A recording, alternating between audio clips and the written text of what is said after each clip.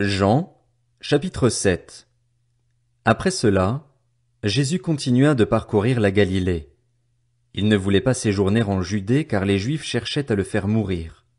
Or, la fête juive des Tentes était proche. Ses frères lui dirent, « Pars d'ici et va en Judée afin que tes disciples voient aussi ce que tu fais. Personne n'agit en secret, s'il cherche à être connu. Puisque tu fais ce genre de choses, montre-toi au monde. » En effet, ses frères non plus ne croyaient pas en lui. Jésus leur dit, « Le moment n'est pas encore venu pour moi, tandis que pour vous, c'est toujours le bon moment. Le monde ne peut pas vous détester, tandis que moi, il me déteste parce que je témoigne à son sujet que sa manière d'agir est mauvaise. Montez donc à cette fête. Quant à moi, je n'y monte pas encore parce que le moment n'est pas encore arrivé pour moi. » Après leur avoir dit cela, il resta en Galilée. Lorsque ses frères furent montés à la fête, il y monta aussi lui-même, non pas en se montrant, mais comme en secret.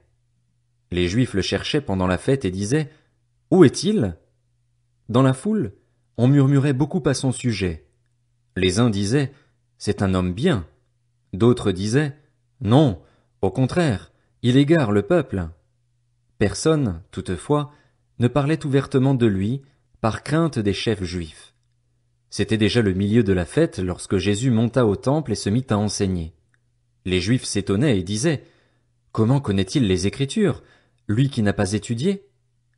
Jésus leur répondit, « Mon enseignement ne vient pas de moi, mais de celui qui m'a envoyé. Si quelqu'un veut faire la volonté de Dieu, il saura si mon enseignement vient de Dieu ou si je parle de ma propre initiative. Celui qui parle de sa propre initiative cherche sa propre gloire, mais si quelqu'un cherche la gloire de celui qui l'a envoyé, celui-là est vrai et il n'y a pas d'injustice en lui. Moïse ne vous a-t-il pas donné la loi? Or, aucun de vous ne la met en pratique.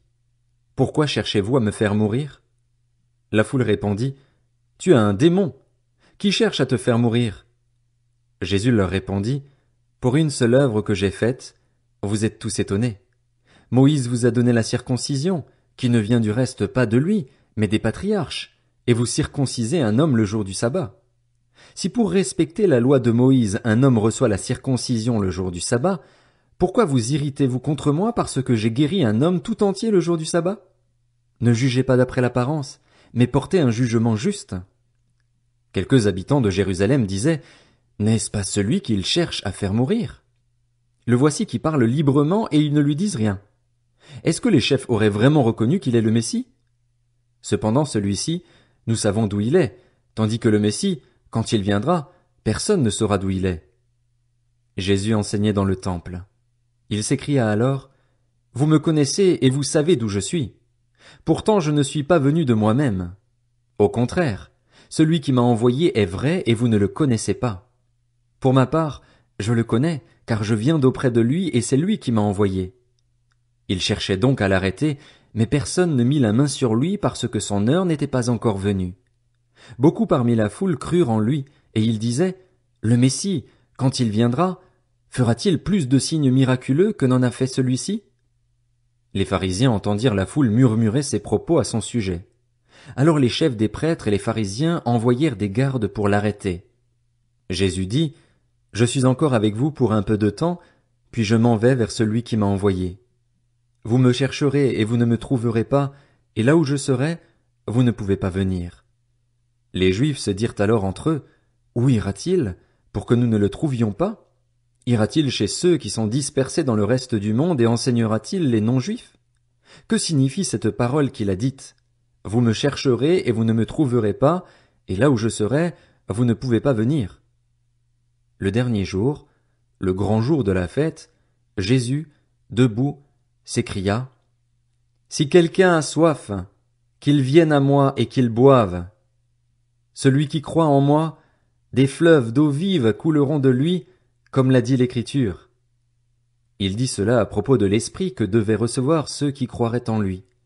En effet, l'Esprit Saint n'avait pas encore été donné parce que Jésus n'avait pas encore été élevé dans sa gloire.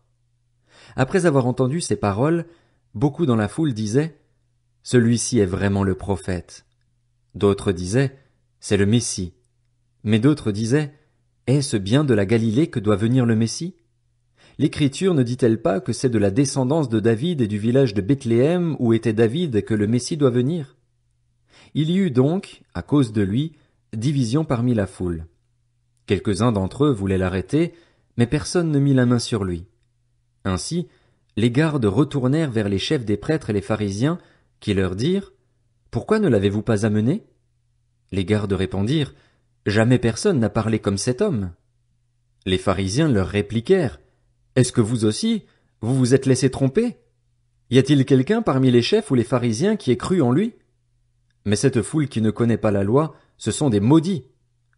Nicodème, qui était venu de nuit vers Jésus et qui était l'un d'eux, leur dit: Notre loi condamne-t-elle un homme avant qu'on l'entende et qu'on sache ce qu'il a fait? Ils lui répondirent: Es-tu, toi aussi, de la Galilée?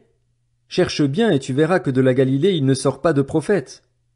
Puis chacun rentra chez soi.